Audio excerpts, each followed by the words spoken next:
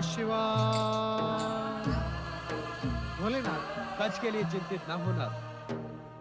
वो शुक्राचार्य के पुत्र का गौरव प्राप्त कर इनके उदर में सुरक्षित निवास कर रहा है। ओम नमः शिवाय। ओम नमः शिवाय। ओम नमः। नारायण नारायण। भोलेनाथ, ये संभव कैसे हुआ? वैसे ही नारद, जैसे तुम्हारा जन्म ब्रह्मा जी के मन तथा इच्छा से संभव। नारायण नारायण। देवगुरु बृहस्पति, चिंतित न हो मित्र। आपका पुत्र मेरे लिए अपने पुत्र से अधिक है। भगवान भोलेनाथ के सम्मुख हमने जिस मित्रता की सौगंध दी, मैं उसे अपने प्राण देकर भी निभाऊंगा। मित्र शुक्राचार्य,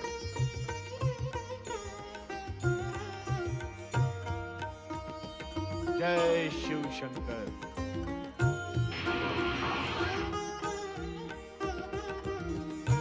हे शिव शंकर, आपकी कृपा से मेरी चिंता दूर हुई। अब यह सूचना देवी तारा तक पहुंचानी है। मुझे आज्ञा दे प्रभु।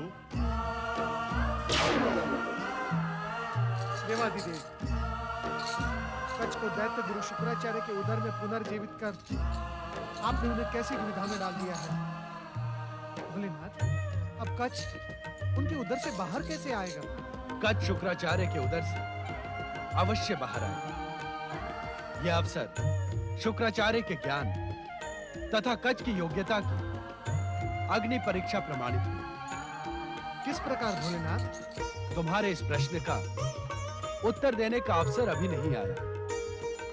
अभी तो तुम इतना समझ लो कि हम स्वयं ये जानने के इच्छुक हैं कि अग्नि के समान ऊपर उठने वाला मार्ग शुक्राचार्य मात्र हमें प्रसन्न करने के लिए कह रहे हैं अथवा वो स्वयं अग्नि के मार्ग का अनुसरण करें। मेरे लिए क्या आज्ञा है भोलेनाथ? शुक्राचार्य अब कार्य सिद्ध होने से पूर्व आश्रम नहीं लौटे। तुम उनके आश्रम जाकर जयंती और देवयानी के दुख का शमन करो। जो आज्ञा भोलेनाथ।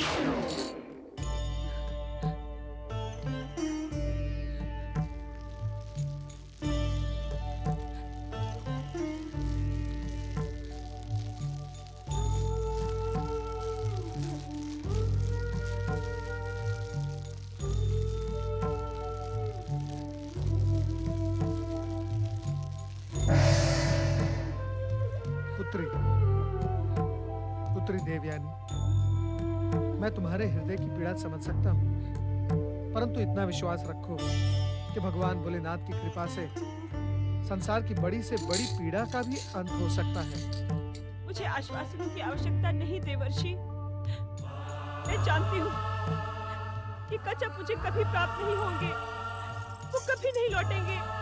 नहीं पुत्री, वो अवश्य आएगा, वो अवश्य आएगा। देवर्षि? हाँ पुत्री, स्वयं मैंने उसे जीवित देखा है, वो सकुशल है। क्या आप सत्य कह रहे हैं देवर्षि? आप धन्य है देवर्षि। मैं जानती हूँ आप कभी मिथ्या वचन नहीं कहते। क्या आपने सचमुच कच्छ को जीवित देखा है? जयंती, जब तुम मेरी बात पर विश्वास रखती ही हो तो फिर ये प्रश्न क्यों करती हो?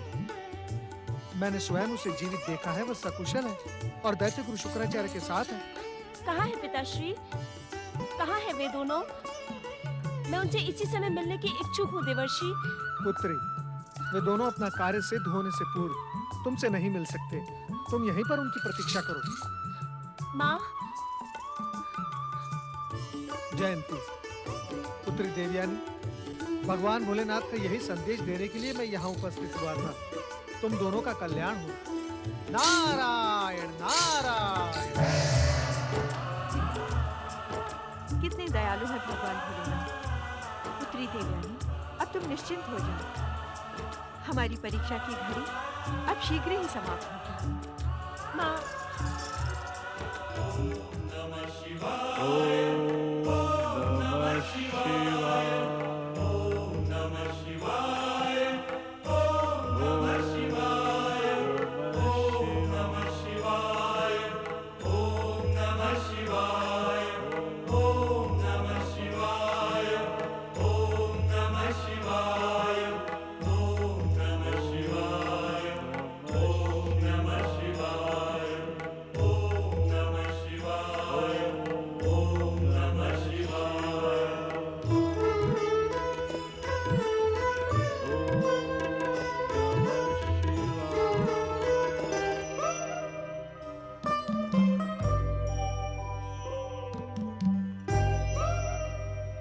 प्रिय शिष्य कच्छ,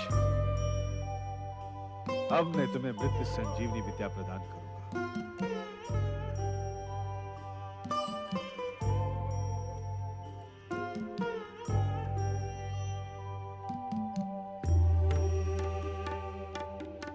देख रहा तुम कुछ उद्विग्न हो। नहीं गुरुदेव, उद्विग्न नहीं हूं। मैं दुखी हूं, चिंतित हूं। तुम्हारी चिंता और दुख का कारण क्या है? क्षमा गुरुदेव, जिस दिन से मैं आपके संपर्क में आया हूं, आपको कष्ट के अतिरिक्त मैंने कुछ भी नहीं दिया। क्या ये एक शिष्य के लिए चिंता का विषय नहीं है? आप हंस रहे हैं गुरुदेव। हंसू नहीं तो और क्या करूं? अंततः मेरे संपर्क का रोग तुमको लग ही गया। संपर्क का रोग? हाँ, ये जो मैं की अनुभूति है ना, इसने शुक्राचार्य को बहुत दिनों तक स्वयं से दूर रखा। सोचता था विश्व मैत्री का कार्य करके मेरा मैं हम में परिवर्तित हो गया, किंतु नहीं। मैं कुछ समझा नहीं गुरुदेव। पुत्र कच्छ, मेरे शरीर के विकार, मेरा अहंकार तुम्हें शिष्य के रूप में पाकर संभवतः नष्ट हो गई थी,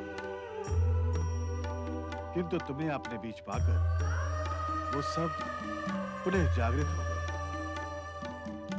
ये दोष तुम्हारा नहीं है कच्छ, मेरे विकारों का है, मेरे अहंकार का है। क्षमा गुरुदेव, मैं अभी भी कुछ नहीं समझा। अरे, तुम मुझे दुख अथवा कष्ट पहुंचाने वाले कौन होते हो कच्छ? गुरुदेव, कच्छ, हम, तुम, सब के सब निमित्त मात्र हैं। भोलेनाथ की बिछाई बिसात पर एक कौड़ी से अधिक मूल्य नहीं है हमारा। वो अपनी इच्छा से दुख सुख के सागर में डुबकी लगवाते हैं हमसे, और हम उसे अपनी उपलब्धि मानते हैं। क्षमा गुरुदेव, क्षमा। मैंने कहा ना कच्छ, दोष तुम्हारा नहीं है, मेरा है। मैं हूं ही ऐसा। जीवन भर दैत्य गुरु होने के अहंकार में मैं सारे जगत को युदाग्नि में जलाता रहा। अब तुम आए तो तुम्हें भी कुछ ना देकर विकार और अहंकार ही दे पाया। नहीं गुरुदेव, मैंने अपने जीवन में आप जैसा दृढ़ निश्चयी व्यक्ति नहीं देखा।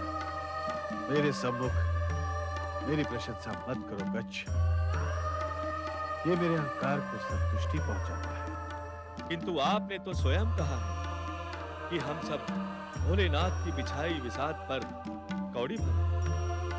संभवतः आपका युद्धाग्नि को प्रज्वलित करना शिवलीला रही हो। नहीं पुत्र, नहीं।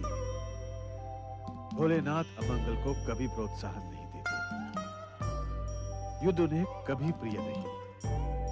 किंतु प्राणियों का अहंकार जब उनकी सत्ता को चुनौती देने लगता है, तब वो उनकी मुक्ति का कारण भी अपनी बिसात पर बिछा देते हैं। गुरुदेव, त्रुटि मुझसे हुई है।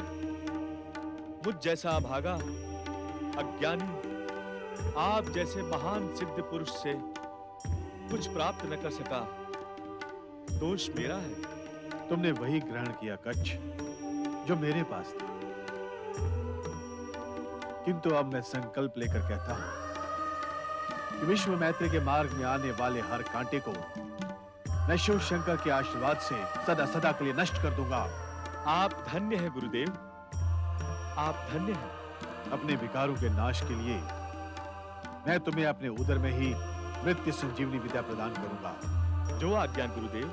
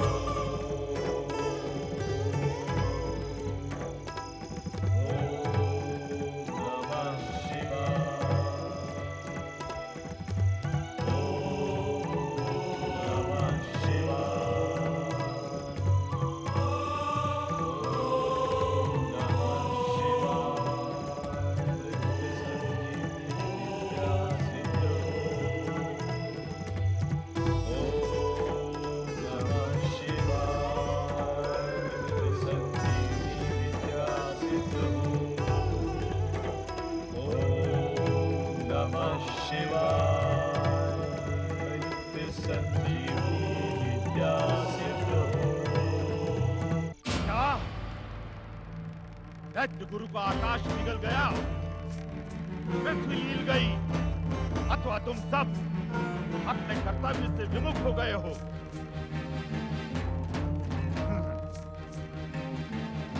उत्तर दो, क्या तुम सबने भी दैत्य गुरु शुक्राचार्य की भांति दैत्य माता दीति के विरुद्ध षड्यंत्र में देवताओं से मित्रता कर ली है?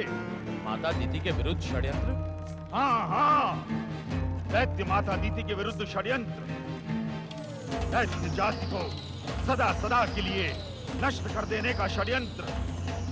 ये आप क्या कह रहे हैं असुरराज? सत्य कह रहा हूं मैं। ब्रह्मा, विष्णु, महेश और अन्य सभी देवताओं ने मिलकर हम दैत्यों के विरुद्ध एक भयानक षड्यंत्र रचा है।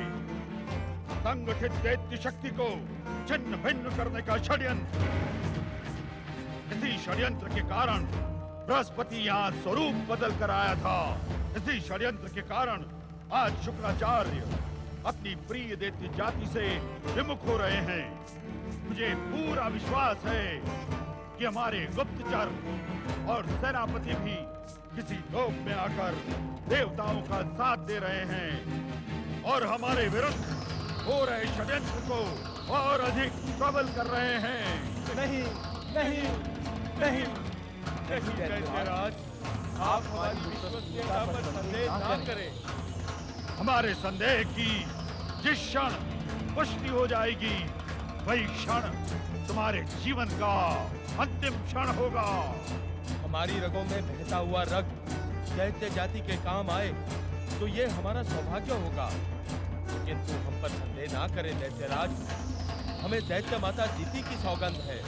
दैत्यराज, आप विश्वास करें, हमने पृथ्वी का कोना कोना छान लिया है, किंतु दैत्य गुरु कहीं भी दिखाई नहीं दिए।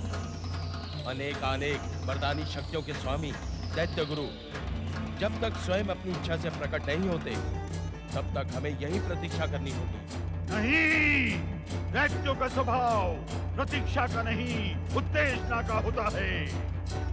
पृथ्वी की छाती चीर डालो, आकाश के टुकड़े टुकड़े कर दो, किंतु किसी भी मूल्य पर दैत्य गुरु शुक्राचार्य को हमारे सामने प्रस्तुत करो। जाओ। जो आज्ञा दैत्यराज।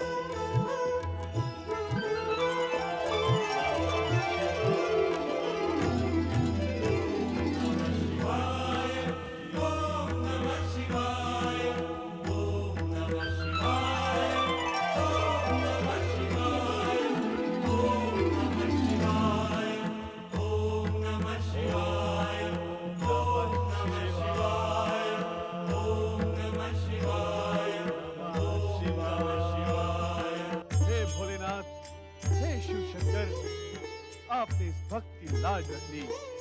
आपको मेरा शत शत धन्यवाद। प्रिय शिष्य कच्छ। आज्ञा गुरुदेव। प्रिय कच्छ, इस चराचर जगत में मेरे अतिरिक्त तुम दूसरे व्यक्ति हो जिसे शिव शंकर की कृपा से मृत्यु संजीवनी विद्या की सिद्धि हो। आप धन्य हैं गुरुदेव। मुझ जैसे अज्ञानी को ये शिव कृपा आपकी कृपा से ही संभव हुई है। अब तुम स्वतंत्र हो जाओ पुत्र। कैसे? मैं बाहर कैसे आ सकता हूँ गुरुदेव?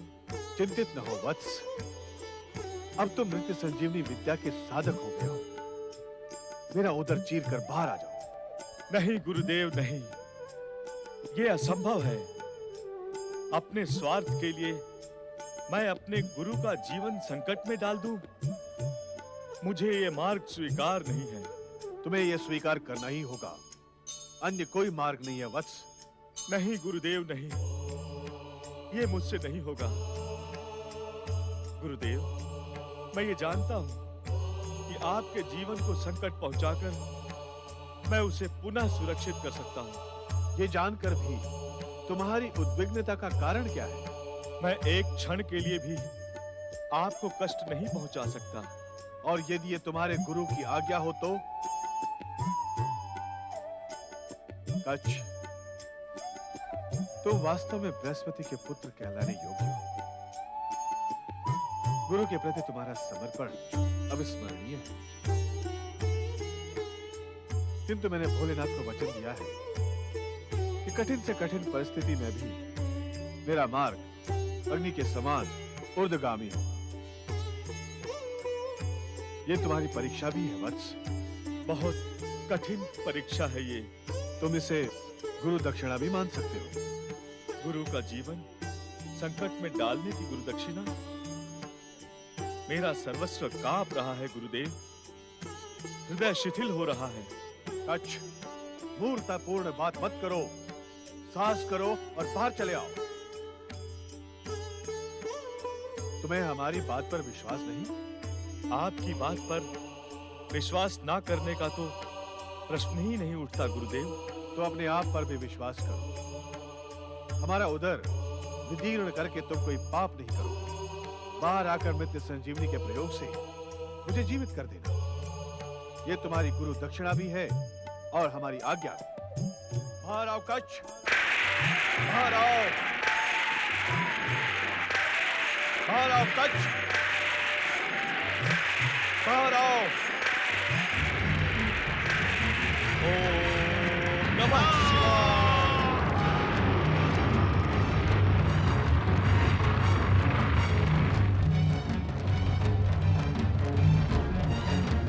गुरुदेव, गुरुदेव, गुरुदेव, उस स्वार्थ के लिए आपने अपना जीवन बलिदान कर दिया। आपकी मृत्यु के लिए मैं निमित्त बना।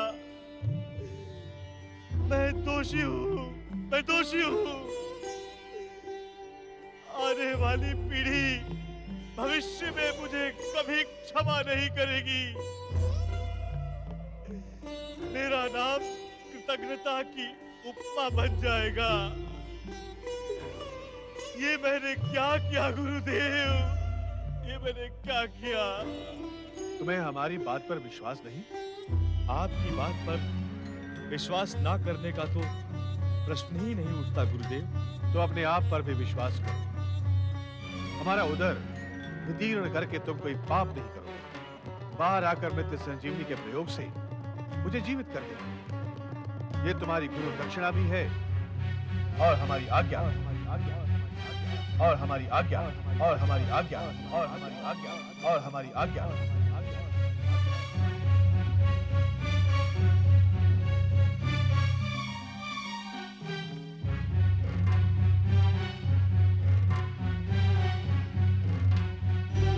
आपकी आज्ञा शिरोधार्य है गुरुदेव।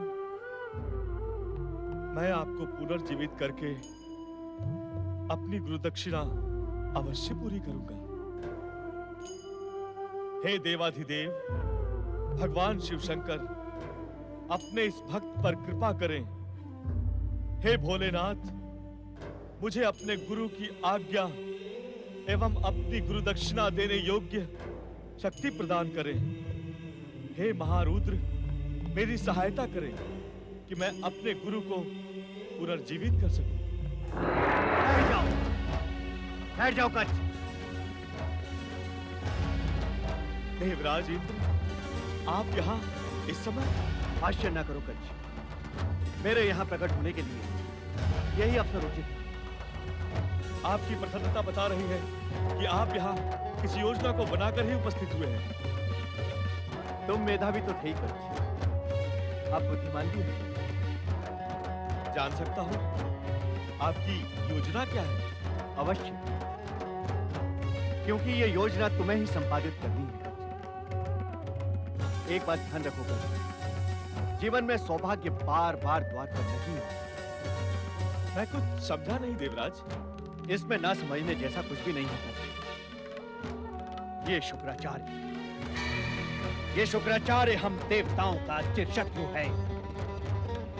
ये सदैव ही हमारे सर्वनाश का आकांक्षी रहा है। आज सौभाग्य से ये यहाँ निष्प्राण पड़ा है। इसके मृत शरीर को यहीं पड़ा रहने दो, जिससे हम देवताओं के मार्ग का सबसे बड़ा कांटा सदा सदा के लिए समाप्त हो जाए।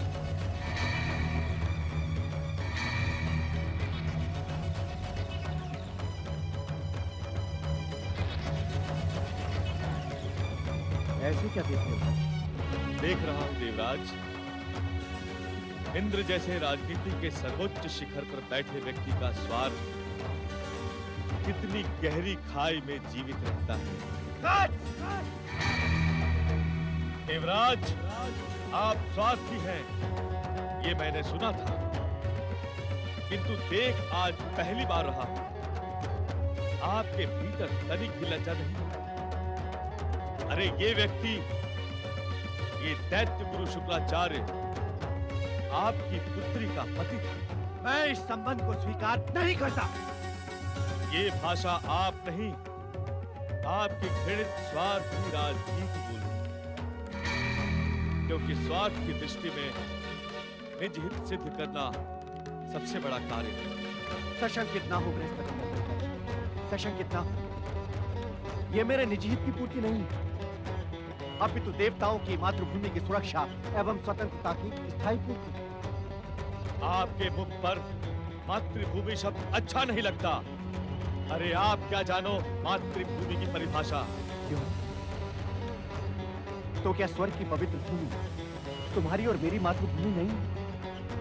देवराज, इस संपूर्ण ब्रह्मांड की हर खंड के अलग अलग माता नहीं है,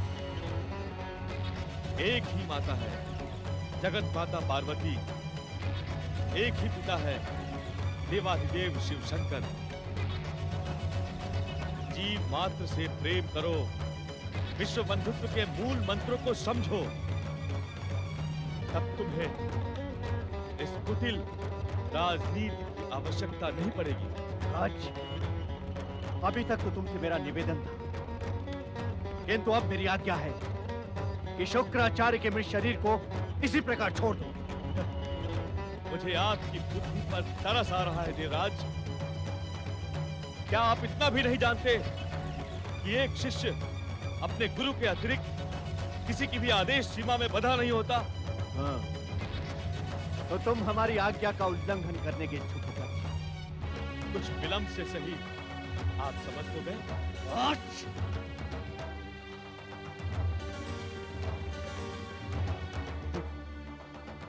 देखो प्रियंका, तुम हमारे आदेश से यहाँ स्वर्ग लोक से मृत संजीवनी विद्या प्राप्त करने आई।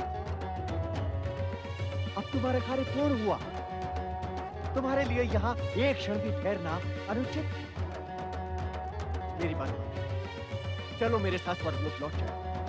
लौट चलूं और उस भविष्य की चिंता ना करूं जो बृहस्पति पुत्र कच्छ को गुरुद्रोही, गुरु का हत्यारा कहकर संबोधित करेगा? तुम भविष्य की चिंता ना करो। भविष्य वही कहेगा जो वर्तमान कह रहा है। क्या वर्तमान हमारे साथ है? क्या मेरी उपस्थिति इस बात का प्रमाण नहीं? आप वर्तमान तो दूर, व्यक्ति भी नहीं रहे देवराज। आपकी स्वार्थी राजनीति ने तो बहुत पहले ही आपके व्यक्तित्व की हत्या कर दी। सावधान कच! सावधान! यदि तूने मेरे आदेश की उपेक्षा की तो मैं अपने वज्र प्रहार से तुझे यही समाप्त कर दूंगा। सावधान आप हो जाइए देवराज। यदि मेरी श्राप दृष्टि आप पर पड़ गई तो आप किस दुर्दशा को प्राप्त होंगे इसकी आप कल्पना भी नहीं कर सकते। भलाई इसी में है कि आप यहाँ से चले जाइए और मुझे अपना कर्तव्य निभाने दें।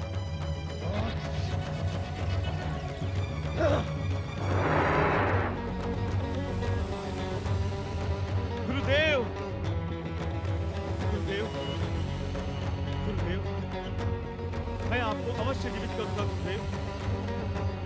ओम नमः शिवाय। मृत्यु संजीवनी विद्या सिद्ध हो।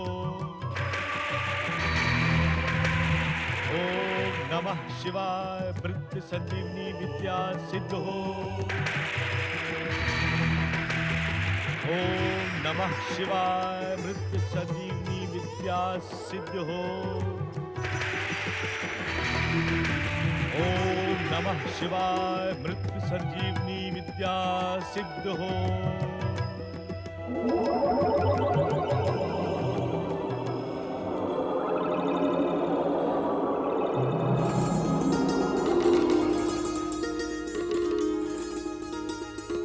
गुरुदेव, गुरुदेव, गुरुदेव,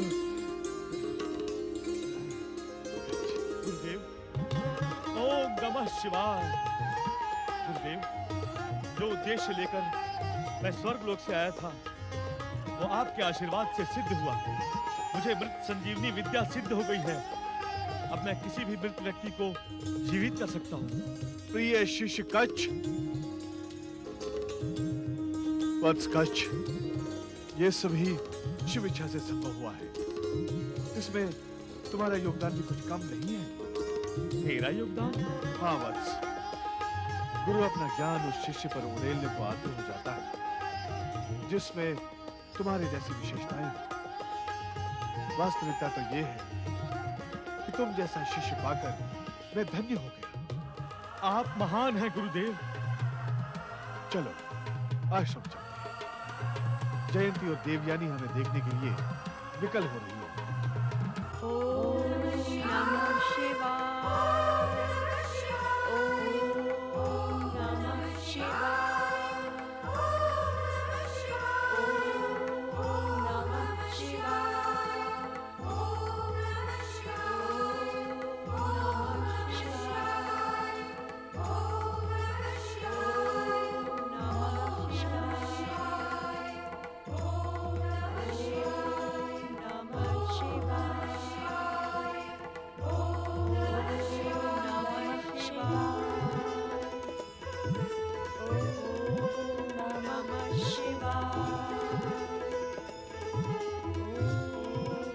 नमः शिवाय। ओम नमः शिवाय। पुत्री देवयानी, कच कब तक तुम्हारी प्रतीक्षा में खड़ा रहेगा? अपनी साधना को विराम दो पुत्री। पुत्री, तुम्हारी तपस्या भगवान भोलेनाथ की कृपा से सफल हुई है। कच, कच,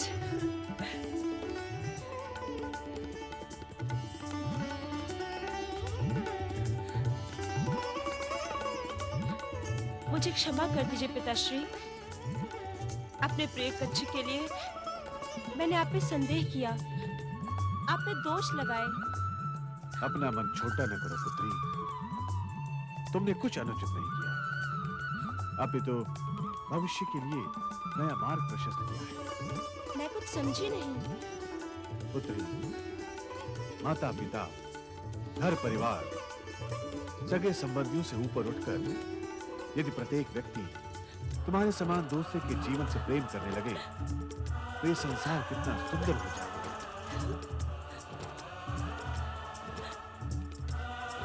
अपने संबंधों को तिलांजलि देकर तुमने कच्छ के लिए अपने माता पिता पर संदेह करके सर्वथा एक नवीन परंपरा का प्रारंभ किया,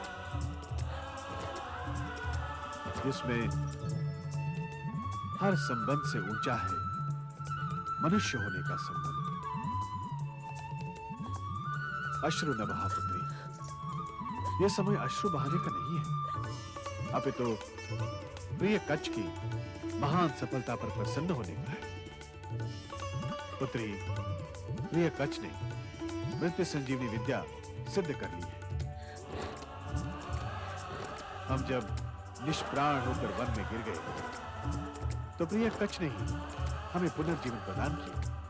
भोलेनाथ की तुम पर अपार कृपा है कच्छ। आप लोगों का स्नेह ऋण मैं कभी भी नहीं चुका पाऊंगा। अब मेरा कार्य पूर्ण हुआ। मुझे अपने माता पिता के पास जाने की अनुमति दीजिए। मुझे आशीर्वाद दीजिए गुरुदेव कि मैं देव दानवों के मध्य जन्म जन्मांतर से चली आ रही शत्रुता को समाप्त कर स्थायी मित्रता की कपोलें खिला सकूं। हमारा आशीर्वाद सदा तुम्हारे साथ है वत्स। स्वर्ग से लौटने से पूर्व तुम भगवान शिव के प्रति कृतज्ञता अवश्य ज्ञापित करना। अवश्य गुरुदेव, भोलेनाथ की कृपा के बिना ये कुछ भी संभव नहीं था।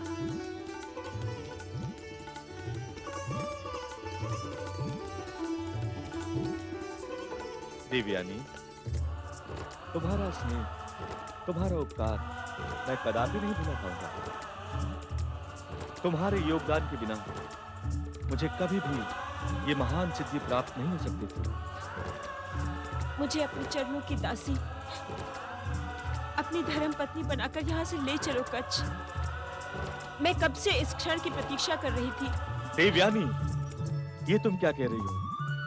मानव कल्याण के लिए संबंधों की तिलांजलि देना निसंदेह महान कार्य है, किंतु निजी स्वार्थ के लिए संबंधों का रूप बिगाड़ना पाप है। किस संबंध की दुहाई दे रहे हो तुम? एक शिष्य के साथ गुरु पुत्री का संबंध बहन का हो सकता है, पत्नी का नहीं।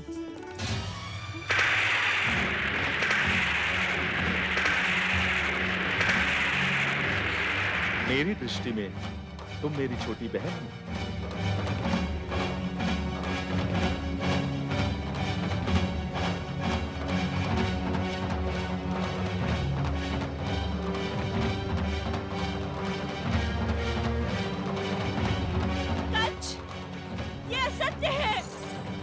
नहीं देवयानी, ये सत्य है। यदि मैंने इस संबंध को स्वीकार कर लिया तो आश्रमों की व्यवस्था बिगड़ जाएगी।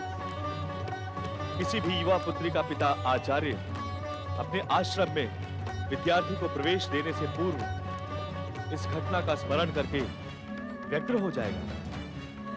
पुत्री, कच्छ ठीक कह रहा है। वो तुम्हारे लिए भाई के समान है। नहीं, कदापि नहीं। मैं ये संबंध कभी स्वीकार नहीं करूंगी।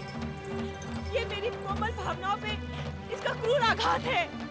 मेरे साथ विवाह का अनुचित विचार त्याग दो देवयानी। गुरु और शिष्य का संबंध मात्र पिता और पुत्र का होता है।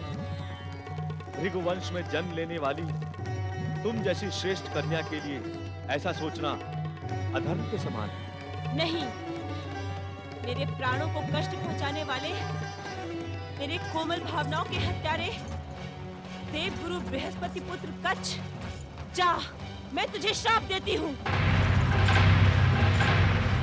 मेरे पिता से प्राप्त मृत संजीवनी विद्या को तू भूल जाएगा। जैसा इस आश्रम में आया था वैसा ही रिक्त लौट जाएगा।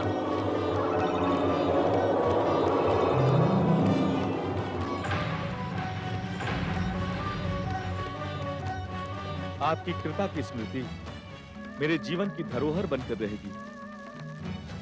प्रणाम गुरुदेव।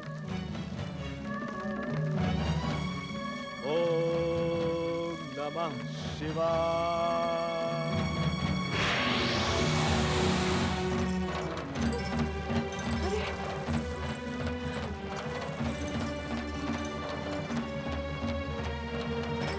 हर हर महादेव, हर हर महादेव, हर हर महादेव, हर हर महादेव। प्रणाम भोलेनाथ। मैं आपकी कृपा का आभारी हूँ भोलेनाथ। तुमने इस संसार के सामने एक महान आदर्श प्रस्तुत किया है।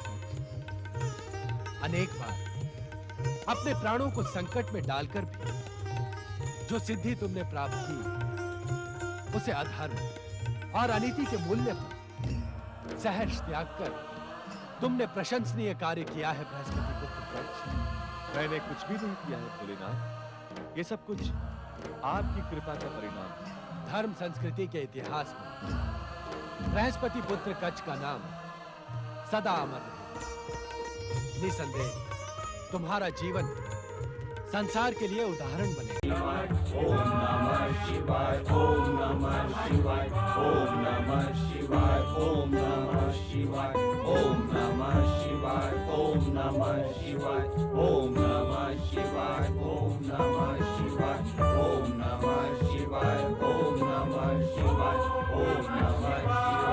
ओम नमः शिवाय, ओम नमः शिवाय, ओम नमः शिवाय, ओम नमः शिवाय। देवाधिदेव महादेव की जय। चराचरपति भगवान भोलेनाथ की जय। कैलाशपति शिव शंकर की जय।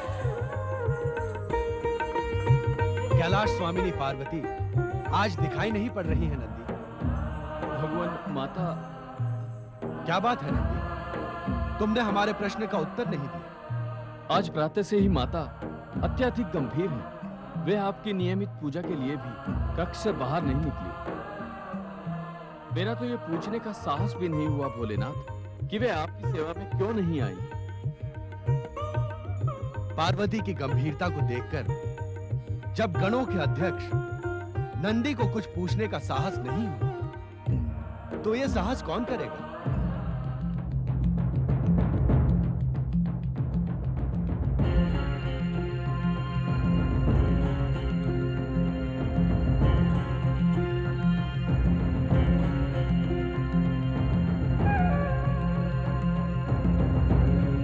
अर्थात शिव के गणों में इतना भी साहस नहीं कि वो अपनी स्वामिनी की गंभीरता का कारण जान सके।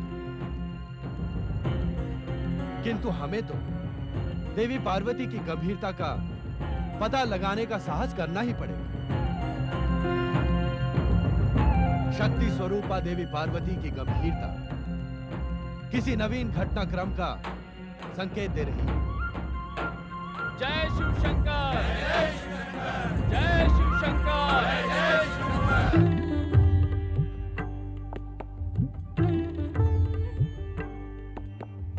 पार्वती, शक्ति स्वरूपा देवी पार्वती,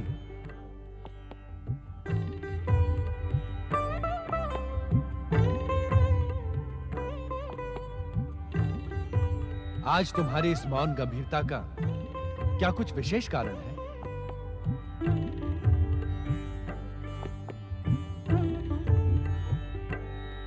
हमें ज्ञात है देवी पार्वती, तुम यही सोच रही हो कि जब हमें कण कण का ज्ञान है, तो तुम्हारे मन की बात हमें कैसे ज्ञात नहीं? तुम शक्ति स्वरूपा हो देवी पार्वती। एक श्रेष्ठ नारी के समस्त गुणों से तुम विभूषित हो। ज्ञात है पार्वती, नारी का एक विशेष गुण होता है, नारी के मन का रहस्य। नारी के मन के रहस्यात्मकता समझने में विधाता भी भूल कर बैठता है।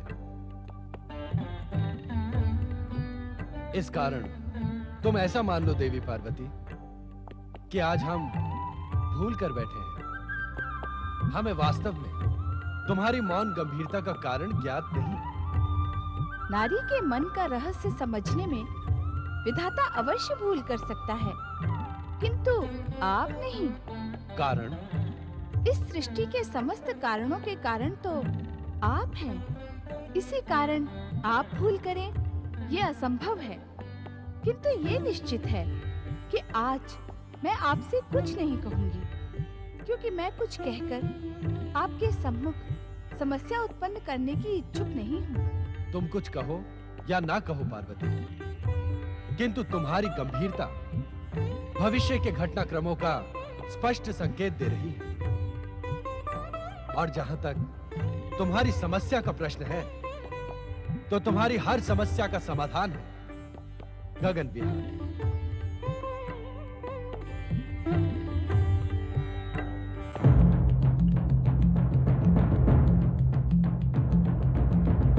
ऐसा हमने कई बार अनुभव किया है कि गगन विहार करते समय तुम्हारा मन आनंदित हो जाता है। चलो गगन विहार कर हम तुम्हारे मन का रहस्य ज्ञात करें और तुम अपनी मौन गंभीरता से मुक्ति पाकर प्रसन्न हो। जैसी आपकी आज्ञा।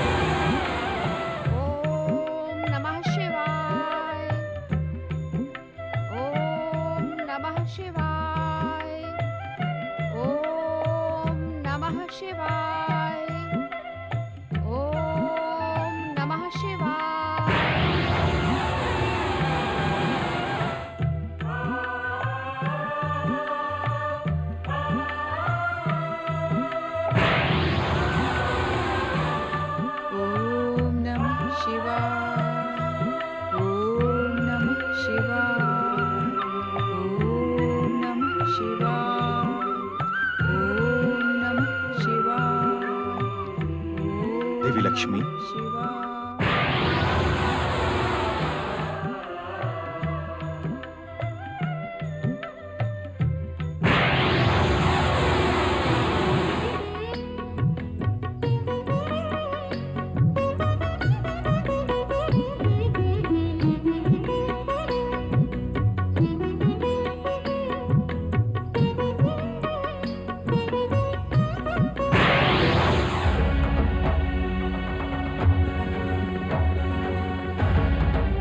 पार्वती, हमने वो सभी कुछ देखा जो तुमने अभी अभी देखा।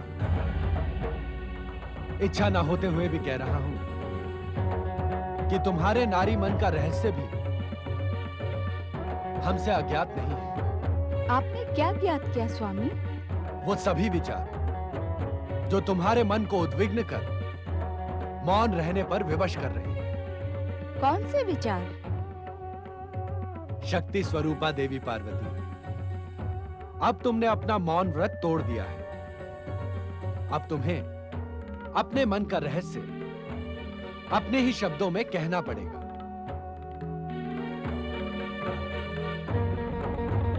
कहो, क्या इच्छा है तुम्हारी? स्वामी, कब तक मुझे कैलाश के हिम पाषाणों के बीच तपस्विनी की भांति रहना होगा? क्या मेरे जीवन में आनंद का कोई मूल्य नहीं?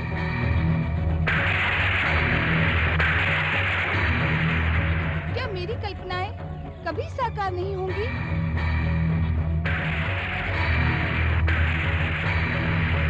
क्या मेरी आकांक्षाएं प्रारंभ से ही उद्देश्य विहीन हैं?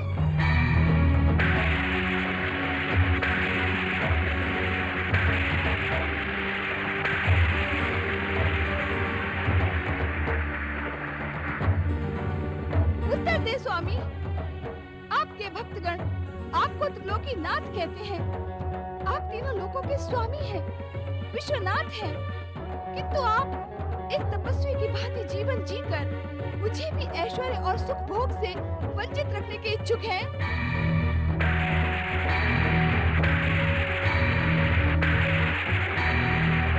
श्री हरि विष्णु का वैकुंठ, श्री ब्रह्मदेव का ब्रह्मलोक, देवराज इंद्र का स्वर्गलोक, इस संसार के समस्त ऐश्वर्य तथा सुख साधनों से परिपूर्ण है। फिर मुझे क्यों पाषाण कंदरा में जीवन व्यतीत करना पड़ रहा है? उत्तर दे स्वामी, उत्तर दे। ऐसा प्रतीत होता है कि पर्वतराज हिमालय की राजकन्या रहकर भी महलों की भव्यता मोहकता, ऐश्वर्य और सुखभोग से तुम्हारा मन संतुष्ट नहीं हुआ पार्वती? तुमने क्या सोचकर हम जैसे भभूतधारी बैरागी से विवाह करने का हठ ठाना था? क्यों हमें प्राप्त करने के लिए कठोर तपस्या की थी?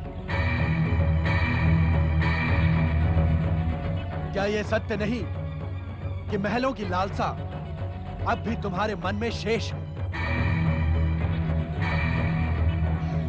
इस सत्य को मैं स्वीकार नहीं कर सकती स्वामी, किंतु क्या विश्वनाथ का महलों में रहकर ऐश्वर्य से सुख भोग करते हुए जीवन व्यतीत करना अनुचित है? हाँ देवी पार्वती, विश्वनाथ के लिए ऐश्वर्य और सुख भोग अनुचित है। किंतु क्यों?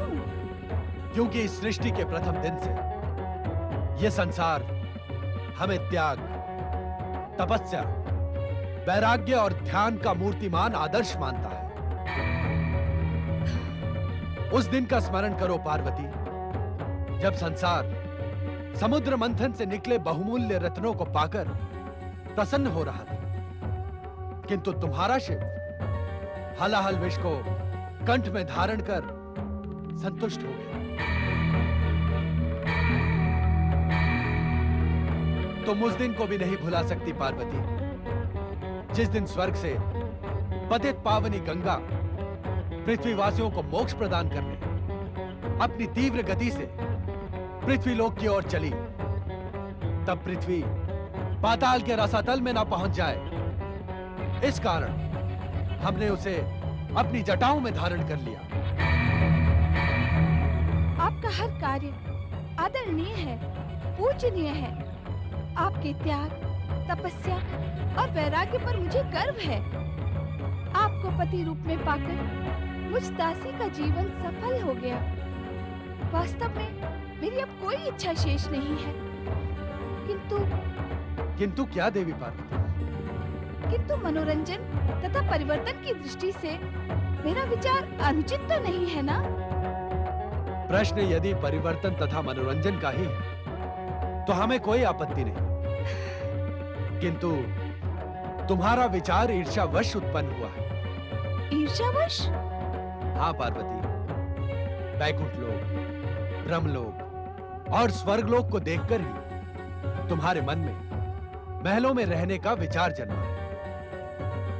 विचारों की इस प्रेरणा को ईर्ष्या का नाम ही दिया जाएगा पार्वती, किंतु इसमें दोष तुम्हारा नहीं है, दोष है इस नवयुग के परिवर्तन का। अर्थात? हाँ पार्वती, सतयुग के पश्चात अब त्रेता युग प्रारंभ हो रहा है। इस युग में पुण्य के साथ ही पाप भी अपनी उपस्थिति दिखाएगा।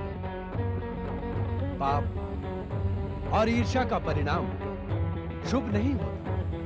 संसार के मन में मंगलकारी, कल्याणकारी, शुभ विचारों के आदर्श को जगाने वाले शिव की पत्नी अशुभ परिणामों से भयभीत क्यों हो? यदि ऐसा है तो हम तुम्हारी इच्छा अवश्य पूर्ण करेंगे, किंतु इच्छा पूर्ति पर परिणाम के विषय में हमें दोष न देना। मैं आपको दोष देने का साहस कर भी कैसे सकती हूँ स्वामी? किंतु क्या ये सत्य है कि आप मेरी इच्छा पूर्ण करेंगे? अवश्य। कहो, क्या इच्छा है तुम्हारी? मेरी इच्छा है कि किसी एकांत द्वीप पर हमारी भव्य स्वर्ण नगरी हो। उस स्वर्ण महल के बीचों बीच हमारे अति भव्य स्वर्ण प्रासाद में आप त्याग, तपस्या और वैराग्य को छोड़कर एक कल्पनाशील प्रेमी की भांति मेरे साथ जीवन व्यतीत करें। उस प्रेममय रसपूर्ण वातावरण में रहकर इस संसार की समस्त चिंताएं हम भूल जाएं। तुम जिस कल्पना लोक में खो गई हो, हम उसे अभी प्रकट किए देते हैं।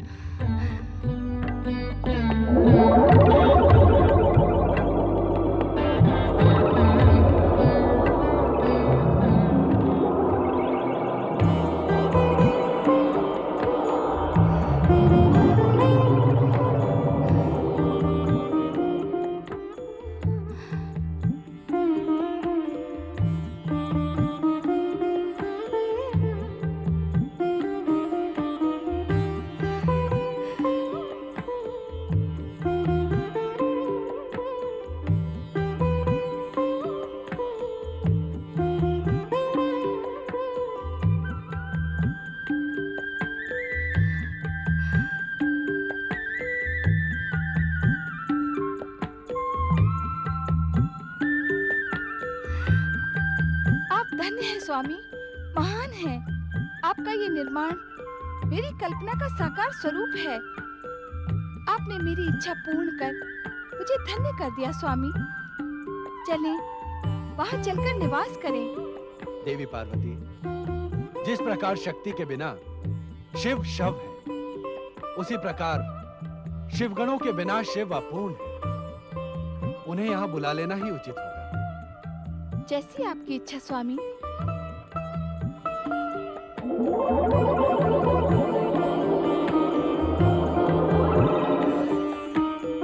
अब चलें स्वामी। पार्वती, यदि तुम कैलाश को छोड़कर स्वर्ण नगरी लंका में रहने की इच्छुक हो, तो यह हमारा नवीन ग्रह होगा। और नवीन ग्रह में प्रवेश से पूर्व उस स्थान पर किसी श्रेष्ठ ब्राह्मण द्वारा विधि पूर्वक गृह प्रवेश पूजन अनिवार्य है। इस समय श्रेष्ठ ब्राह्मण कहाँ से आएगा स्वामी? आप स्वयं यज्ञेश्वर हैं। ये सब भूल आप इस स्वर्ण नगरी में प्रवेश करें। अधीर न हो देवी। हमारे परम भक्त नारद हमारे वहां पहुंचने से पूर्व किसी उपयुक्त यज्ञकर्ता ब्राह्मण को वहां पहुंचा देंगे। नारायण नारायण। देवर्षि नारद, आप ये स्वर्ण नगरी लंका देख रहे हैं। आपकी माता पार्वती अब हमारे साथ वहां निवास करने को अधीर हो रही। नारायण नारायण। आप शीघ्र ही महर्षि पुलत्स्य के पुत्र ऋषि विशर्वा को गृह प्रवेश पूजन हेतु आचार्य पद के लिए आमंत्रित करें। जो आज्ञा भोलेनाथ। नारद, ऋषि विश्रवा को लंका की स्वर्ण नगरी तक पहुंचाने में अपनी दिव्य शक्तियों का प्रयोग करो। आप निश्चिंत रहे माता, ऐसे कार्यों में नारद को विशेषता प्राप्त है। ओम नमः शिवाय।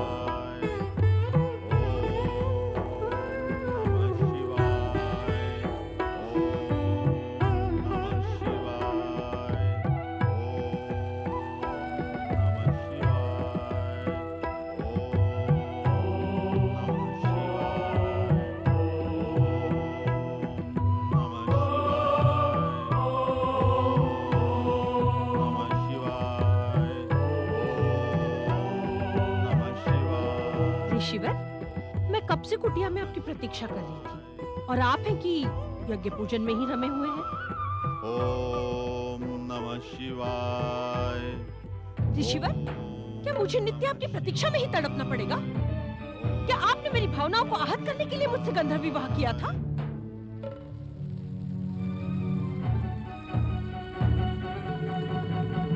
हमें नित्य नियमों का पालन करने से न रोको किसी।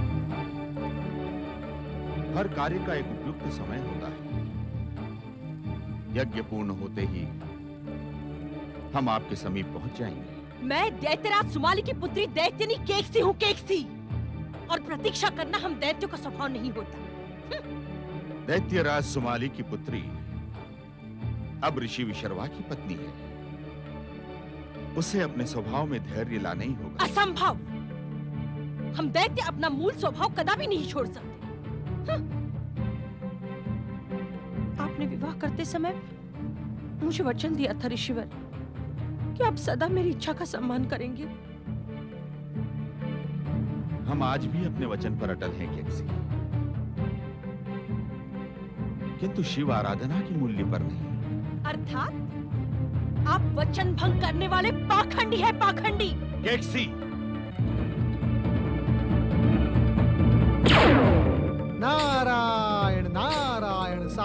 प्रेम नमः शिवाय ऋषिवर। नमः शिवाय।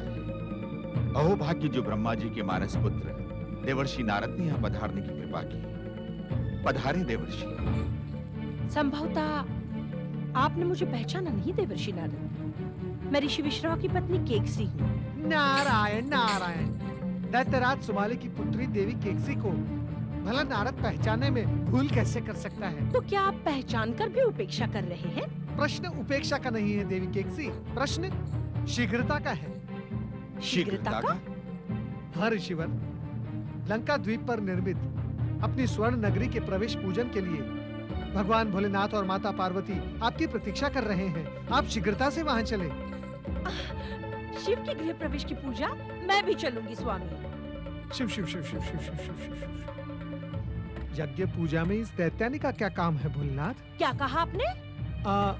मैं जो जैसे घट रहा है उसे वैसे ही घटित होने दो नारद।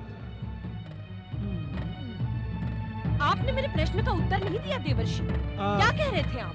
मैं ये कह रहा था देवी केकसी कि भला ब्राह्मण पत्नी के वहां जाए बिना शुभ काम संपन्न कैसे हो सकता है? मैं ये कह रहा था। नहीं देवर्षि, केकसी हमारे साथ नहीं जाएगी। मैं अवश्य जाऊंगी ऋषिवर, अवश्य। मुझे आप ये बताएं, ये जो आप दिन रात शिव पूजन करते हैं किस उद्देश्य से करते हैं? लोक मंगल के उद्देश्य से। और शिव अमंगल के इच्छुक हैं? अर्थात अभी अभी देवर्षि ने स्वयं कहा कि ब्राह्मण की पत्नी के ना जाने से यज्ञ पूर्ण नहीं होता। तो क्या आप शिव के अमंगल के इच्छुक हैं? अमंगल तो आपके वहां जाने से होगा। क्या कहा आपने? मैं ये कह रहा था देवी केकसी कि आप विलंब करना उचित नहीं, हमें शीघ्रता से वहां पहुंचना होगा। नारायण नारायण। जैसी आपकी इच्छा देवर्षि। चलो केकसी। कृपया एक निवेदन है, आप दोनों हमारी दिव्य शक्तियों के माध्यम से चले। ओम नमः शिवाय। अपवित्र पवित्रो वा सर्वावस्थांगतो विवा यः स्मरेत् पुण्डरीकाक्षं सभायाभ्यन्तरश्रुतिः। ॐ पुण्डरीकाक्षः पुनातो। ॐ पुण्डरीकाक्षः पुनातो। ॐ पुण्डरीकाक्षः पुनातो। प्रातः स्मरामि गणनाथमनाथबन्धुं सिन्दूरपूरपरिशोभितगण्डयुग्मम् उद्दण्ड विघ्न परिखण्डन चण्डदण्ड माखण्डलादिसुरनायक वृन्दवन्द्यम्।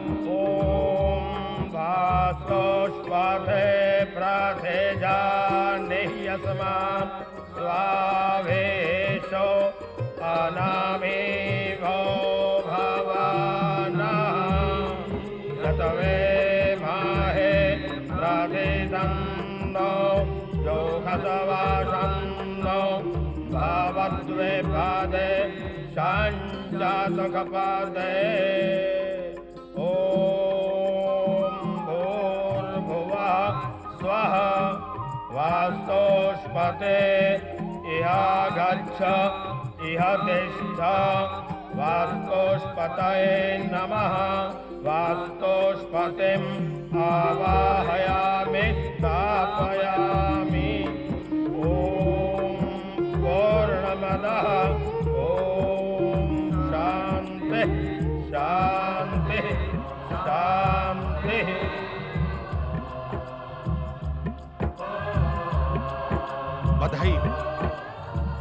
बधाई हो महेश्वर, आपका गृह प्रवेश पूजन पूर्ण हुआ। जय जय शिव शंकर।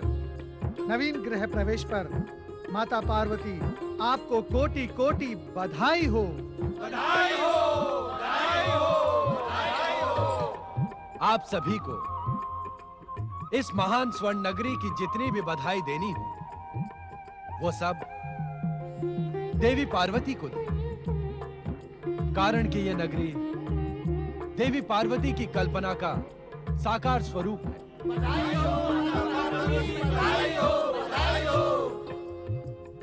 देवाधिदेव, आपने अपने महान लंका नगर के गृह प्रवेश की पूजा अर्चना का अवसर देकर मुझे धन्य कर दिया। ये मंगलमय कार्य पूर्ण हुआ। अब हमें आज्ञा दें। अभी यज्ञ कार्य पूर्ण कहाँ हुआ है ऋषिवर? मैं कुछ समझा नहीं। आचार्य यदि अपने कर्म कांड की दक्षिणा न ले तो क्या कोई मंगल कार्य पूर्ण होता है? आपने मुझे जो सम्मान प्रदान किया है भोलेनाथ, उससे अधिक दक्षिणा क्या हो सकती है?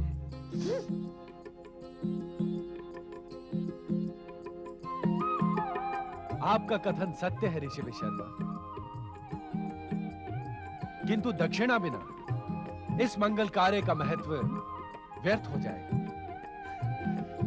यज्ञेश्वर शिव की कृपा ही मेरे लिए दक्षिणा समान है। मेरी कोई इच्छा नहीं। ये आप कैसी बातें कर रहे हैं ऋषिवर? इससे अच्छा अवसर जीवन में कभी नहीं आएगा। तुम क्या कहने की इच्छुक हो? इच्छित वरदान को अस्वीकार ना करें ऋषिवर। दक्षिणा तो आपको स्वीकार करनी ही होगी ऋषिवर। दक्षिणा लिए बिना हम आपको यहाँ से विदा नहीं करेंगे। आप शांत रहें। आपकी ओर से दक्षिणा मैं मांगती हूँ। भोलेनाथ, आप ऋषिवर की ओर से भगवान भोलेनाथ से दक्षिणा मांगेंगी? नारायण नारायण, दक्षिणा तो स्वयं आचार्य को ही मांगनी पड़ती है देवी। नारायण नारायण। ऋषिवर, आप तो देवी केकसी से पूछकर आपकी इच्छित वस्तु भगवान भोलेनाथ को बता ही दे। भगवान भोलेनाथ अपने भक्तों को कभी निराश नहीं करते। यही स्वर्ण नगरी मांग ले ऋषिवर। ये मुझे अत्यधिक प्रिय है। केकसी, आप तो ऐसी भव्य नगरी मुझे दे नहीं सकते। जब मिल रही है तो संकोच क्यों कर रहे हैं?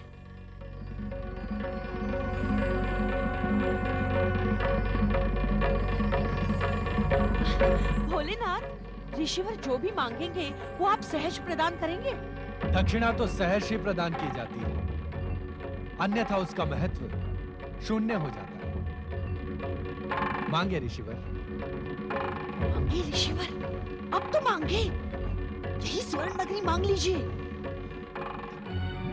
भोलेनाथ, यदि आप मुझे इच्छित वस्तु प्रदान करने के ही इच्छुक हैं, तो मुझे ये स्वर्ण नगरी प्रदान कर दें।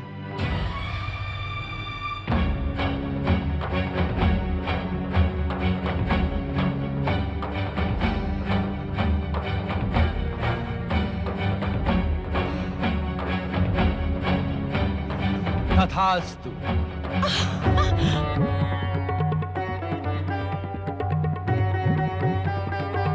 ये भव्य स्वर्ण लंका हम आपको तथा आपकी पत्नी केकसी को प्रदान करते हैं। लोभी ब्राह्मण!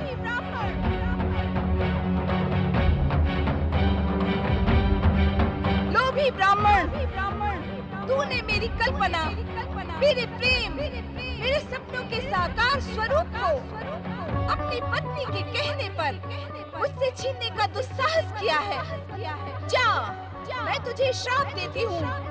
तू और तेरे पुत्र इस स्वर्ण नगरी का सुख भोग नहीं कर पाएंगे।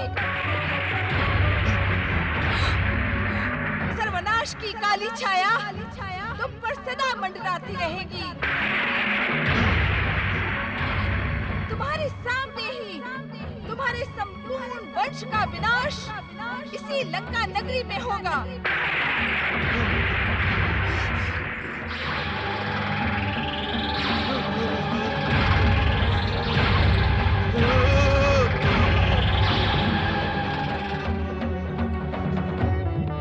ये तुमने क्या किया पार्वती? दक्षिणा के साथ ही श्राप भी दे दिया। तुमने अनर्थ को निमंत्रण दे डाला है केकसी। शीघ्र यहाँ से प्रस्थान करो, अन्यथा शक्ति रूपिणी पार्वती के क्रोध से हम भस्म हो जाएंगे। किंतु नारायण नारायण, नहीं नहीं ऋषिवर, आपकी इस भव्य स्वर्ण नगरी से आप नहीं, हम प्रस्थान करेंगे। क्यों भोलेनाथ? हाँ नारद, ये स्वर्ण नगरी अब श्रापित नगरी बन गई है। अब यहाँ अधिक ठहरना उचित नहीं है।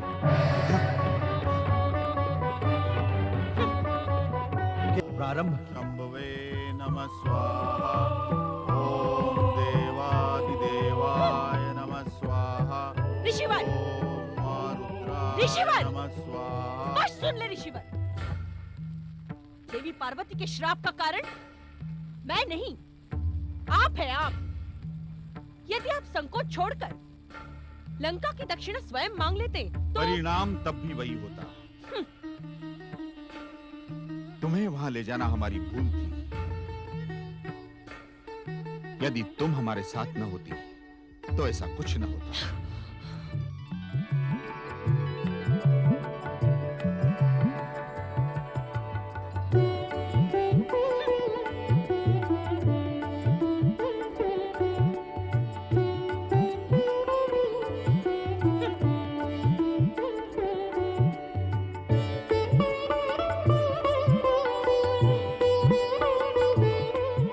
पुत्र कुबेर का पिता के चरणों में प्रणाम। प्रणाम माता।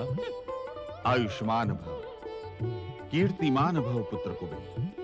पिताश्री, मेरी तपस्या सफल हुई, जिसके वरदान स्वरूप मुझे ये पुष्पक विमान प्राप्त हुआ है।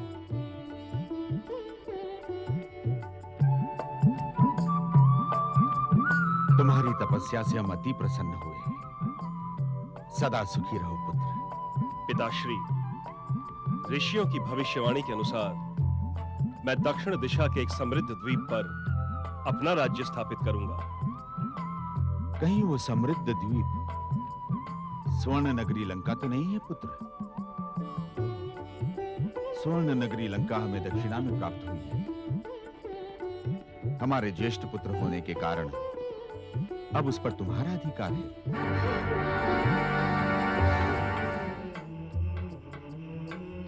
किंतु स्मरण रहे पुत्र,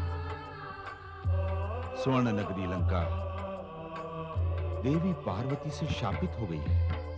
आपके आशीर्वाद और शिव भक्ति से श्राप का प्रभाव नष्ट हो जाएगा पिताश्री। ऋषियों की भविष्यवाणी असत्य नहीं हो सकती। ऐसा ही हो पुत्र। जाओ, स्वर्ण नगरी लंका में अपना राज्य स्थापित करो।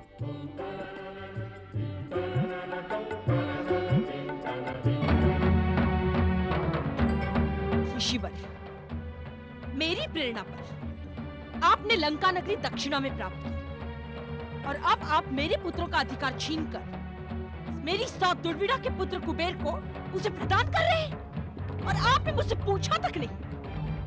ठीक है, मैं भी